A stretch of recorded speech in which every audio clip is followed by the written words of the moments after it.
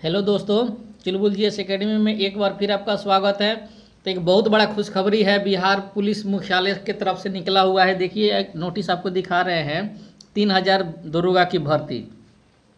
ये है बिहार सरकार, बिहार पुलिस मुख्यालय, कार्मिक एवं कल्याण प्रभाग। सूचना देखिए, सामान्य प्रशासन विभाग बिहार पटना के संकल्प इतना दिनांक 10/7/2015 में वर्णित प्रावधानों के आलोक में पुलिस पदाधिकारी यथा सहायक अवर निरीक्षक, पुलिस निरीक्षक एवं पुलिस निरीक्षक के प्रोन्नति कोटा के निम्नांकित रिक्त पदों पर संविदा के आधार पर नियोजन हेतु पुलिस संवर्ग के उक्त कोटि के सेवानिवृत्त पुलिस, ये देखिए, सेवानिवृत्त पुलिस पदाधिकारी से संलग्न आवेदन प्रपत्र में आवेदन आमंत्रित किए जाता है। कहने का मतलब है कि जो सेवानिवृत्त पुलिस हुए हैं, यानी कि ये बाबा लोग, अभी बाबा लोग फिर से नौकरी करने के लिए आएंगे लोग, इसके बारे में यही बताया गया। फिर आगे में देखिए कितना सीट है किस विभाग में, सब आपको हम बता रहे हैं। पद के नाम यहाँ देखिए 3000 ये जो पोस्ट है सहायक अवर निरीक्षक का, इसमें देखिए पद का नाम सहायक अवर निरीक्षक। अनारक्षित में यानी जनरल में 780 पोस्ट है। आर्थिक रूप से कमजोर जो है 210 है। पिछड़ा वर्ग जो है 240 इसमें है। अत्यंत पिछड़ा वर्ग में 340 सीट है। अनुसूचित जाति में 300 सीट है। अनुसूचित जनजाति में 20 सीट है। पिछड़े वर्ग की महिलाओं के लिए 90 सीट इसमें बताया गया है। वहीं आप देखिए तो 35% क्षैतिज आरक्षण के तहत महिलाओं हेतु आरक्षित पद, जो महिलाओं के लिए आरक्षित सीट है उसके बारे में भी चर्चा किया गया है सहायक और निरीक्षक के पद के लिए। तो इसमें महिलाओं के लिए 420 जनरल कैटेगरी में, ईडब्ल्यूएस में 90, पिछड़ा वर्ग में 120, अत्यंत पिछड़ा वर्ग में 200 और अनुसूचित जाति के लिए 180, अनुसूचित जनजाति के लिए 10 और इसमें महिला के पिछड़े वर्ग के महिला के लिए कोई सीट नहीं है। तो ये सीट आपका जनरल में 780 और 420 यानी कि 1200 सीट ये हो गया। उसी तरह ईडब्ल्यूएस में 210 और यहाँ महिलाओं के 90 सीट यानी कि 300 हो गया।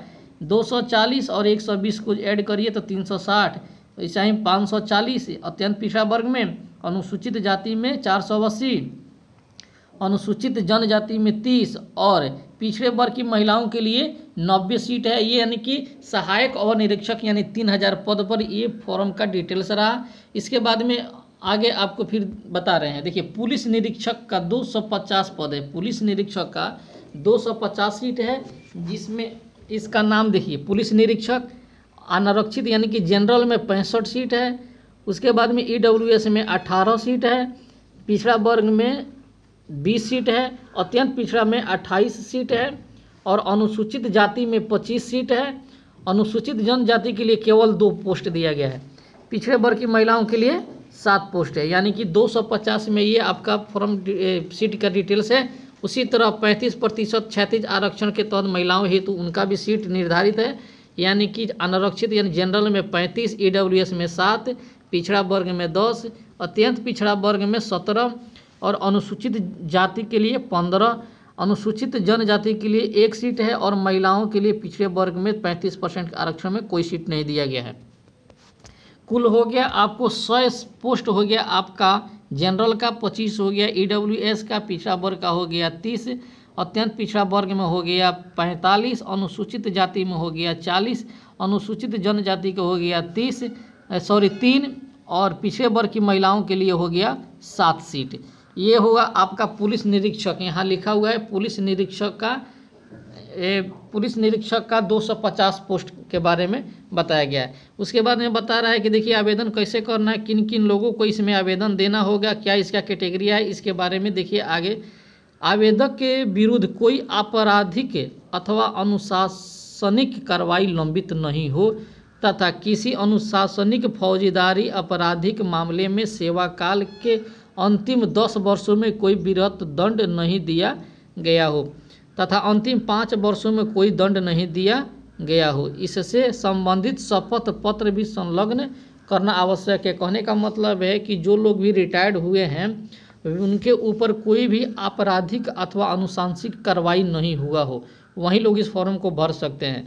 या 10 वर्ष में कोई भी बृहत दंड नहीं मिला हो या 5 वर्ष में कोई दंड नहीं दिया गया हो, वहीं लोग एलिजिबल है इस फॉर्म को भरने के लिए। आइए आगे इसके बारे में फिर बताते हैं आपको कि आगे इसका डिटेल्स क्या है।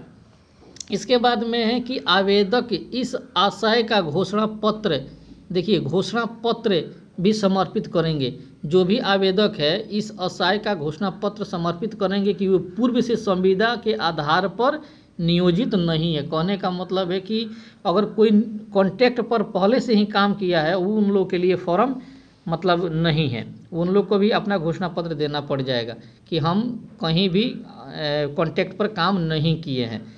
उसके बाद में है आवेदन के साथ असैनिक शल्य चिकित्सक यानी कि मेडिकल सह चिकित्सक पदाधिकारी द्वारा निर्गत स्वास्थ्य प्रमाण पत्र संलग्न करना आवश्यक है।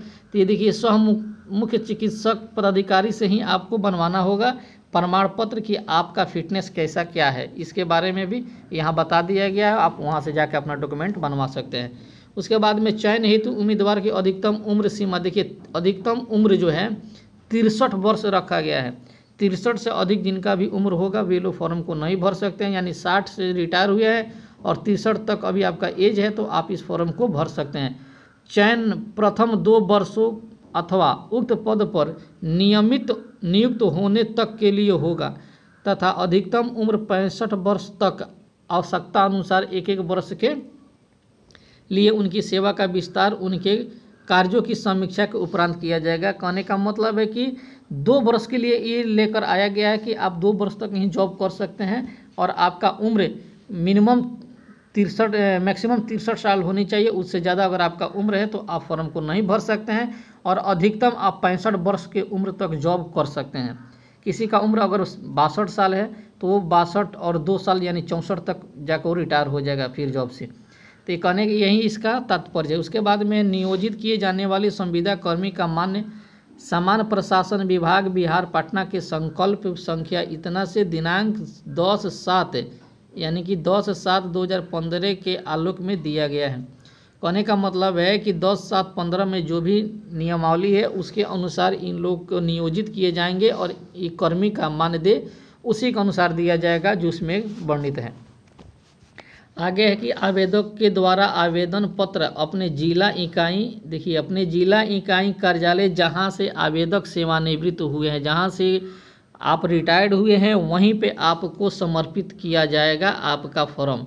संबंधित जिला इकाई कार्यालय प्रदान प्राप्त आवेदकों ने समेकित रूप से आवेदकों को विगत 5 वर्षों के चरित्रीय अभियुक्ति के साथ साथ आवेदक के विगत 5 वर्षों की कार्यों की समीक्षा कर अपने अनुशंसा संहित प्रस्ताव दिनांक 12/7/2022 तक निश्चित रूप से बिहार पुलिस मुख्यालय पटना में उपलब्ध कराना सुनिश्चित करेंगे। कहने का मतलब है कि 5 वर्ष का चरित्र अभियुक्ति के साथ और 5 वर्षों का आपका कार्य का समीक्षा दिखा जाएगा कि आपका कार्य कैसा रहा, आपकी बैकग्राउंड, आपकी फाइल कैसी थी, उसके बारे में ये बताया गया है। और आपका फॉर्म का प्रस्ताव दिनांक है 12/7 तक निश्चित रूप से बिहार पुलिस मुख्यालय पटना में पहुंच जाना चाहिए।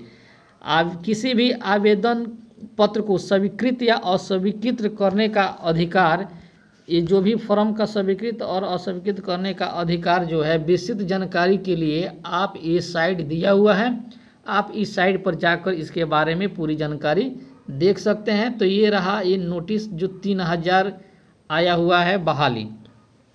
देखिए यहाँ पुलिस महानिदेशक बिहार के आदेशानुसार बिहार पुलिस उप महानिरीक्षक कार्मिक, यहाँ पर लिखा गया है कार्मिक बिहार पटना के आदेश के अनुसार।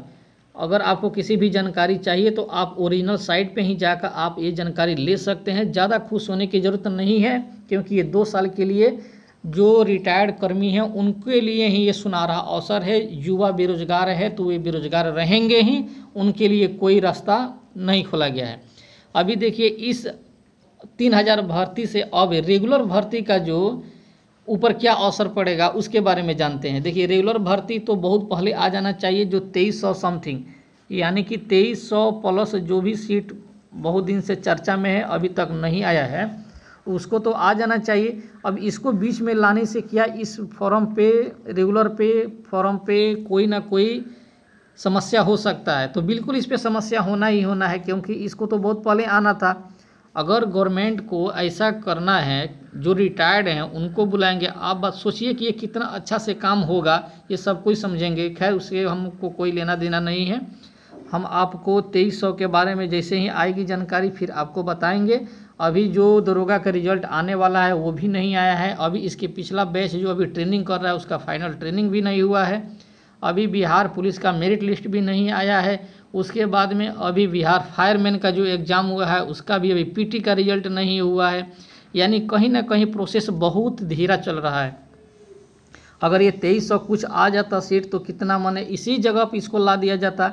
फिर सरकार का क्या नियमावली है अब वो अपने अनुसार ही लाएंगे, लेकिन तब तक जिसका एज लैप्स कर रहा है, युवा बेरोजगार होते जा रहे हैं, इस पर ध्यान देना चाहिए। एक तरफ मोदी गवर्नमेंट 60 साल नौकरी होने नहीं दे रहा है लोग, और दूसरी तरफ बिहार सरकार जो है जो 60 साल में रिटायर हुए हैं फिर उनको भी बुला कर ला रहे हैं। क्या 60 साल के बाद जो भी इसमें सेवा देंगे, क्या आप सोचिए उनका फिटनेस उतना मजबूत होगा? अगर बिहार में बिहार पुलिस हो या बिहार दरोगा हो, अगर ये लोग का फिटनेस नहीं होगा तो फिर ये लोग इसमें कोई ज़रूरत ही नहीं। तो 60 साल के रिटायर होने के बाद भी उनको बुलाया जा रहा है, बताइए वो लोग का क्या फिटनेस होगा। लेकिन खैर सरकार का अपना एक फंदा है, उस फंदा पर अपना काम कर रही है, उसमें हम लोग से कोई लेना देना नहीं है। तो आप लोग बने रहिए इस वीडियो में, देखिए पूरा वीडियो, और वीडियो को लाइक शेयर जरूर करिएगा। तब तक के लिए आपसे फिर मिलेंगे नेक्स्ट वीडियो में। धन्यवाद।